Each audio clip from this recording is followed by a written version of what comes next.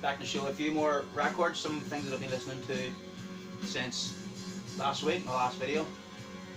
First of all, I want to say thank you very much to everybody who gave me such a very warm welcome to the vinyl community. Really appreciate it. So yeah, thanks very much. Before I forget, because I forgot last week, I was showing what was playing in the background. My intro video was this LP by Vespero. Don't know much about this band, Russian prog band. The hype sticker says high caliber Afro space rock. Brilliant record. I think they've done sort of live recordings and started putting them out in vinyl, but don't know much about them. This is what we're listening to at the minute, Zoltan, and this band have done sort of like sonic tributes to movies like Phantasm and Psychomania, Tombs of the Blind Dead, stuff like that. That's what's playing in the background.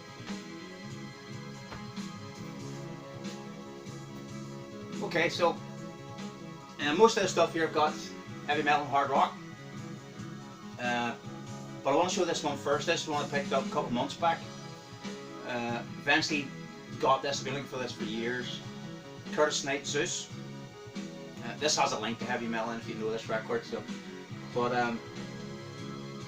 yeah, I think the first Knight record I ever bought was Down in the Village, which came out in 1970. I bought that years and years back, but I've been looking at this one for years and I finally found it in good condition and a really good price. So, brilliant record, sort of funky, soulful, hard rock.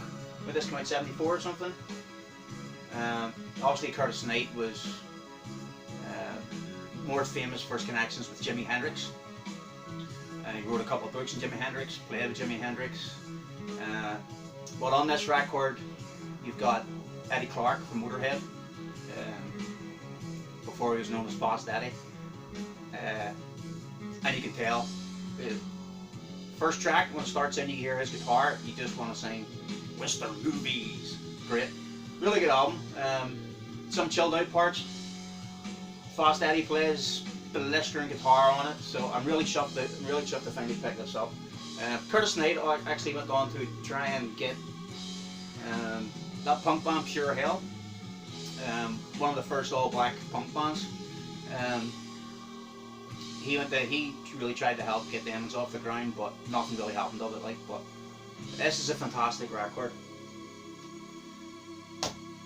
So I was talking to, sorry, I get a bit of a cold. So, talking to Thomas over at the Merciful Metal channel, and we were talking about this record by 6 Feet Under. Just in the comments, you know, he'd made a video. He was talking about some of his favourite melodic metal records from the 80s from Sweden, and I mentioned this in the comments to him when we got talking about it a bit. And so I pulled it out. I haven't listened to it in ages, and this is really good too. This is so if you don't know this record, I think this is 83 Sweden, from 83. But this has got a big whiff of the 70s on it, like Purple worship, basically Blackmore worship. There's loads of those Richie Blackmore descending riffs the whole way through this. Rainbow, Purple, early 70s Whitesnake, maybe a bit of UFO. Well, we know it's classic rock now, but this still has a lot of dirt under its fingernails, if you want. You know, it's still rough around the edges, and just really good, satisfying melodic hard rock. But unlike a lot of the other bands who sort of put towards the middle 80s and on out, they started to add more AOR-ish, really melodic keyboards. This has a more of a Hammond sound, John Lord sound, and the vocalist on this, you can hear him reaching at points, but and he's not really getting there. But it just adds to the charm of the record. Songs like On the Road, you only need to hear that once, and you would you would know for the rest of your life. Is It a Go? Is It a Go? I mean, Is It a Go is like a teenage hornball song about trying to get your leg over. I'm Gonna Win, Make You Stay, Victim. All really good songs. Victim has a... I was listening to this the other night and had a few beers on me, really enjoying it. Victim has a backwards message on it, which played backwards, and it's in fucking Swedish, so it was none the wiser. Lies, loving man, you're the one, woman, give it all. This is really, really good. Sort of, even if you like White Spirit, maybe the first couple of Demon LPs without the spook show theatrics, obviously, and maybe a bit of Praying Mantis or something, but worth checking out. It's a good cover too, isn't it?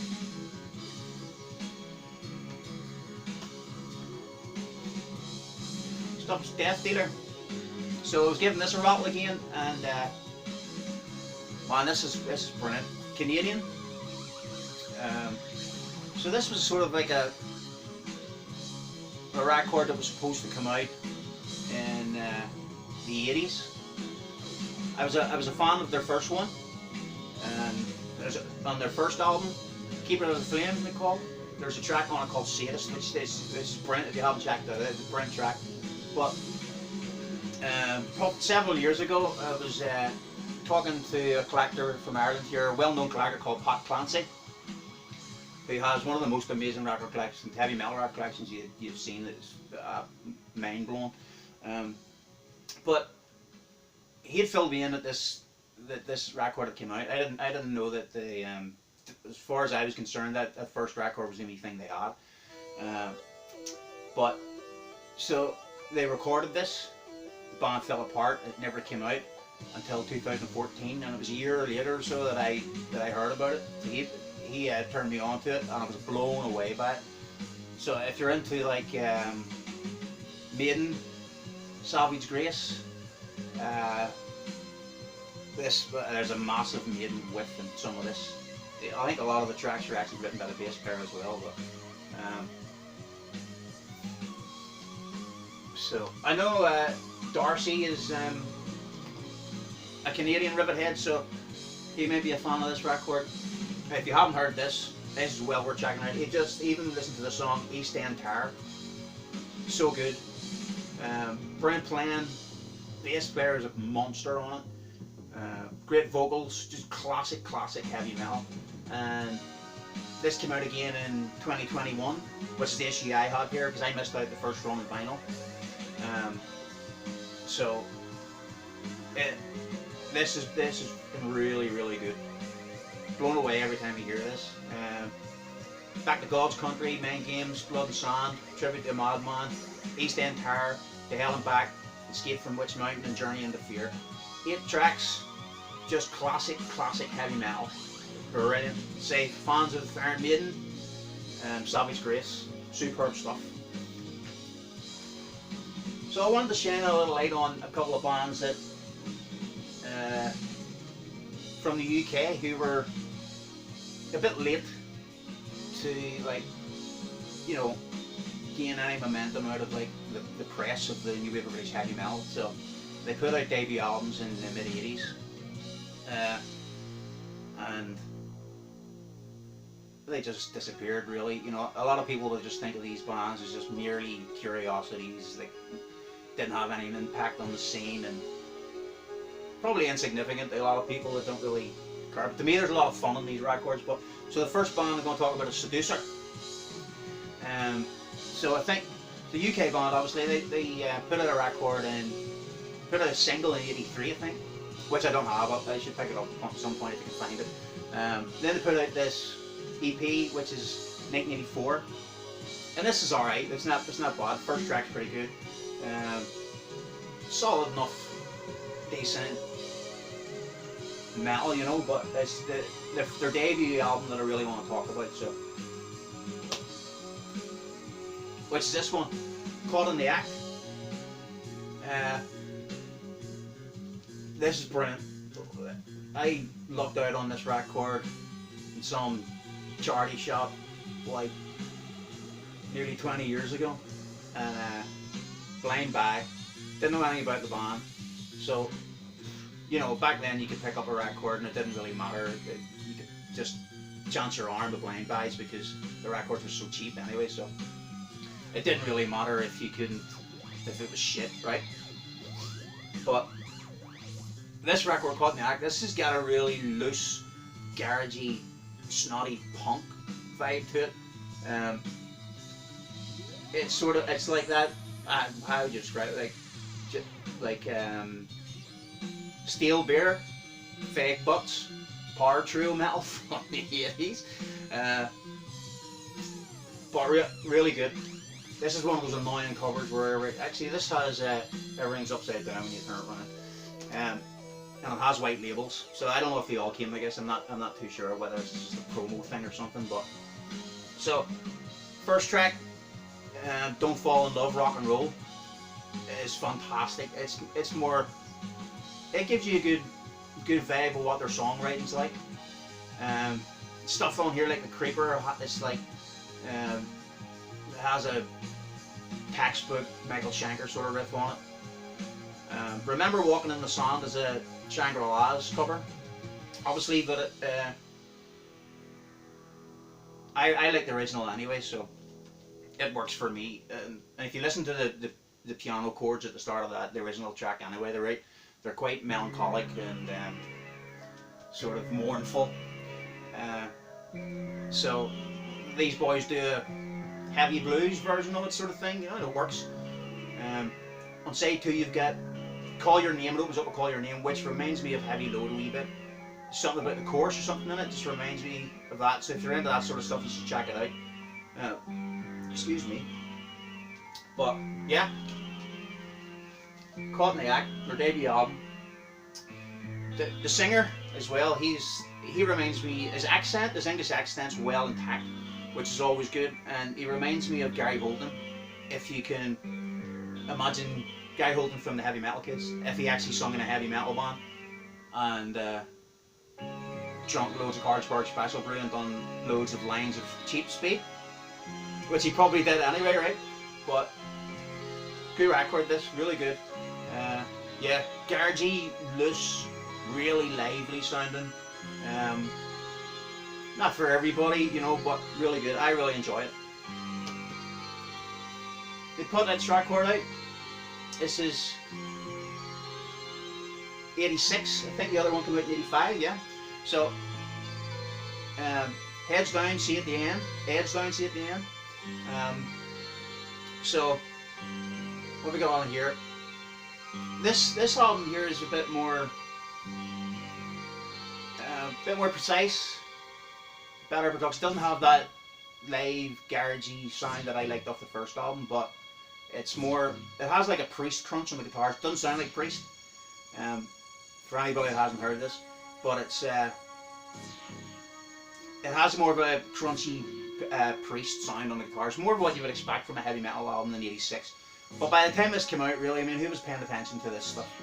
Like the press had moved on to like what was happening in America, the glam metal stuff, and thrash, obviously, within heavy metal. But it's just still got the snotty punkiness to it, and songs on this like No Contract's a belter.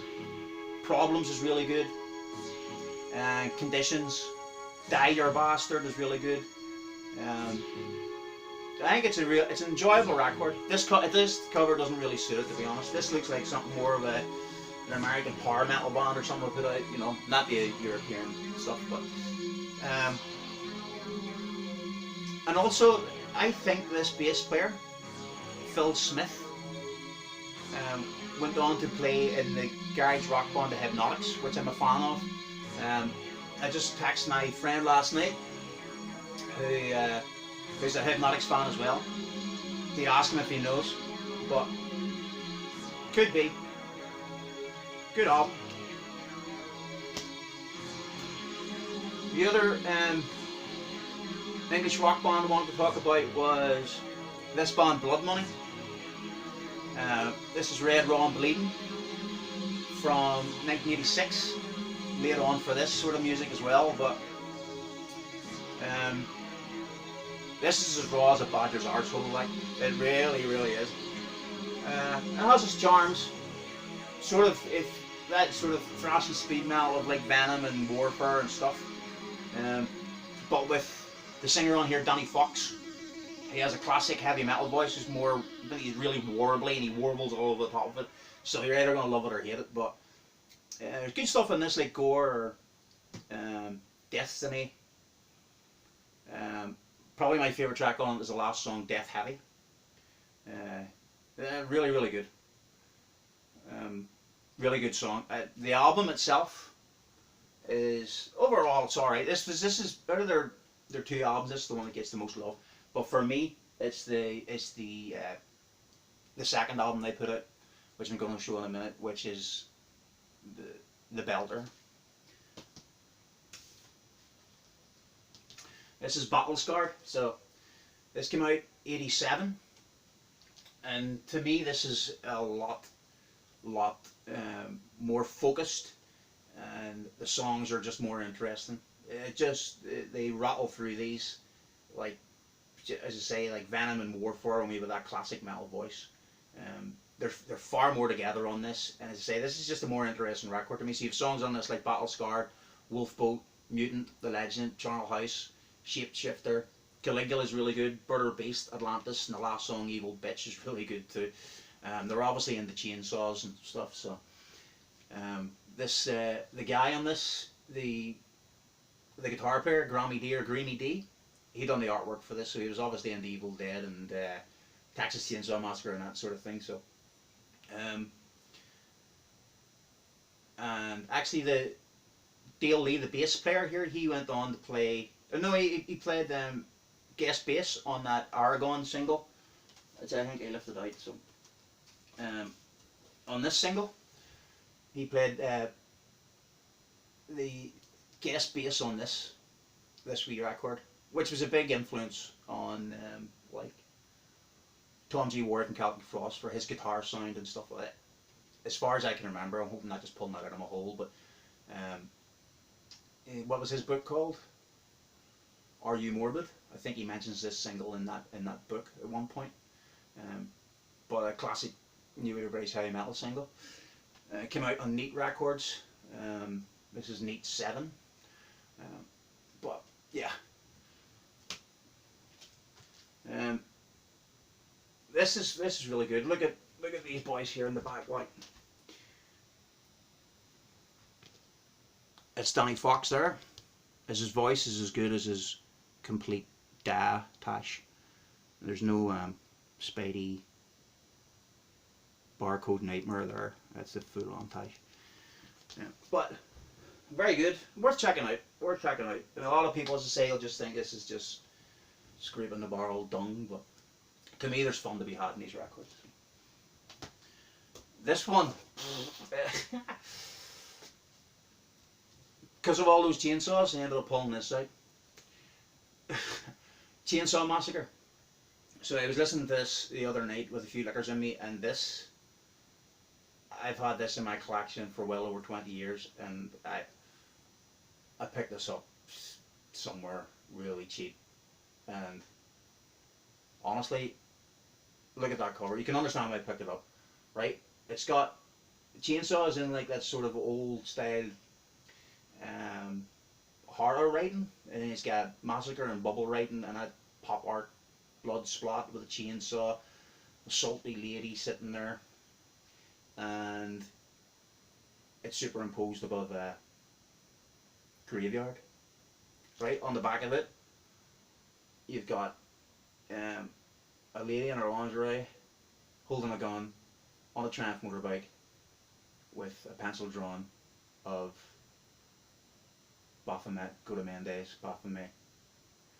Got side 1 is death, side 2 is destruction. So you can understand how I picked this up. I was probably thinking, oh, please let this be some hippie killing devil rock or something, but it ain't.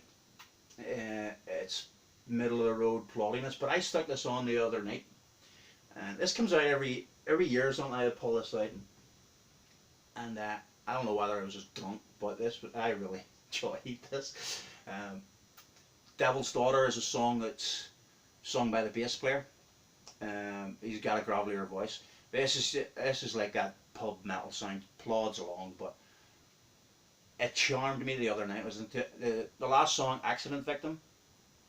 Uh, I played that in repeat. Played it about 5 or 6 times. It's a really short song, about probably, it sounds like it's about 2 minutes. Doesn't actually say here, but it's got saxophone in it. It's like if the Saints done New Everybody's heavy metal music. I don't know if I could really recommend this, but to me, I enjoy it. So anyways, thanks for watching, and I'll leave it there. I'm going to pick my kid up from school, so all the best, and catch you later.